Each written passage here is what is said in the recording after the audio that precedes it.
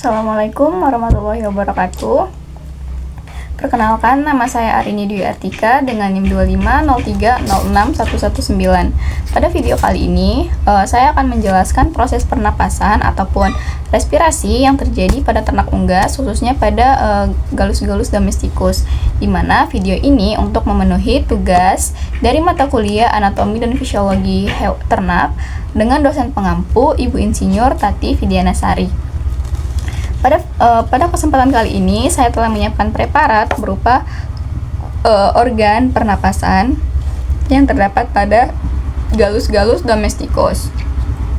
Nah, pernapasan pertama kali itu dimulai ketika udara masuk melalui lubang hidung ataupun nares.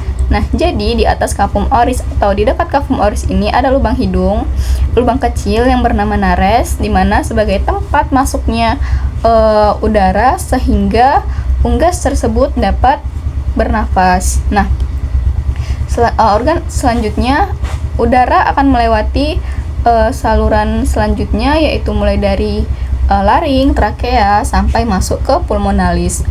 Ada dua bagian, pulmonalis kanan dan juga kiri. Ini merupakan organ yang terdapat pada Gallus-Gallus domesticus. Nah, untuk penjelasan selanjutnya, di sini saya menggunakan bantuan dari gambar. Saya telah menyiapkan gambar pulmonalis. Ini merupakan gambar dari pulmonalis. Nah, sebelumnya disclaimer dulu ya teman-teman. Di sini saya menggunakan gambar dari pulmonalis pada mamalia, di mana nantinya saya juga akan menyebutkan dan menjelaskan perbedaan pernapasan pada mamalia dan pada unggas. Nah, tadi telah dikatakan bahwa pertama kali sistem pernapasan ini terjadi ketika udara masuk melalui nares. Setelah udara masuk, kemudian di sini terdapat bagian yang namanya laring. Laring ini berfungsi untuk menyaring benda-benda asing yang akan masuk ke dalam tubuh. Setelah itu, udara akan turun dan akan melewati saluran ini, di mana saluran ini namanya adalah trakea. Udara akan turun melewati saluran ini sampai ke sini. Nah, di sini sebelum percabangan bronkus kanan dan bronkus kiri itu adalah namanya siring, di mana siring ini memiliki fungsi untuk menghasilkan berbagai macam karakteristik suara dari unggas. Nah, ini merupakan siring. Setelah itu, udara akan terbagi menjadi dua untuk mengisi masing-masing dari pulmonalis. Udara akan mengisi ke pulmonalis kanan dan juga pulmonalis kiri. Setelah dari siring, ini merupakan percabangan.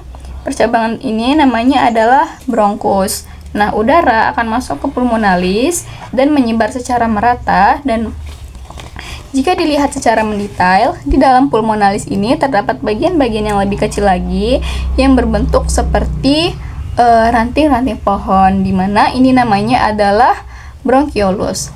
Nah, pulmonalis pada unggas dia bersifat lebih kaku, di mana dia tidak bergerak mengembang dan mengempis. Berbeda dengan mamalia, pulmonalis pada mamalia dia lebih bersifat elastis, di mana selama proses pernapasan dia terus-terusan bergerak, mengembang dan juga mengempis. Nah, pulmonalis ini diproteksi oleh tulang rusuk. Nah, perbedaan pada mamalia dan juga unggas, pada mamalia di ujung bronchiolus ini terdapat bagian yang namanya alveoli, di mana alveoli ini berfungsi sebagai tempat pertukaran gas. Namun pada unggas tidak terdapat alveoli. Pada mamalia juga terdapat diafragma, di mana diafragma ini berfungsi bekerja dengan cara berkontraksi untuk menggerakkan pulmonalis ke samping dan ke bawah sehingga udara dapat masuk. Namun pada unggas diafragma tidak terdapat, melainkan nanti akan dibantu oleh air sac atau kantung udara.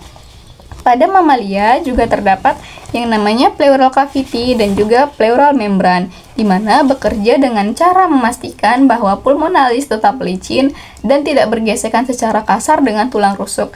Namun, pada unggas tidak terdapat pleural cavity dan juga pleural membran. Nah, selanjutnya tadi setelah udara tersebar secara merata di bronchiolus ini, Kemudian ada yang namanya intercostal muscle. Ini merupakan otot yang terletak di antara rib ataupun tulang rusuk. Jadi otot ini akan mengangkut tulang rusuk dan juga akan memperbesar rongga dada. Nah, yang terakhir setelah dari otot intercostal muscle yang terletak di antara tulang rusuk ini, yang terakhir adalah air sac atau kantong udara, di mana kantong udara ini atau air sac ini berfungsi untuk mengontrol volume udara yang masuk dan juga untuk menggerakkan udara pada proses inspirasi dan juga ekspirasi. Nah, tadi kan udara akan masuk nih sebagai sebagai oksigen, kemudian udara akan dikeluarkan dalam bentuk karbon dioksida ataupun CO2. Proses ini akan terus berulang secara terus-menerus selagi atau selama kita masih bernapas atau kita masih hidup.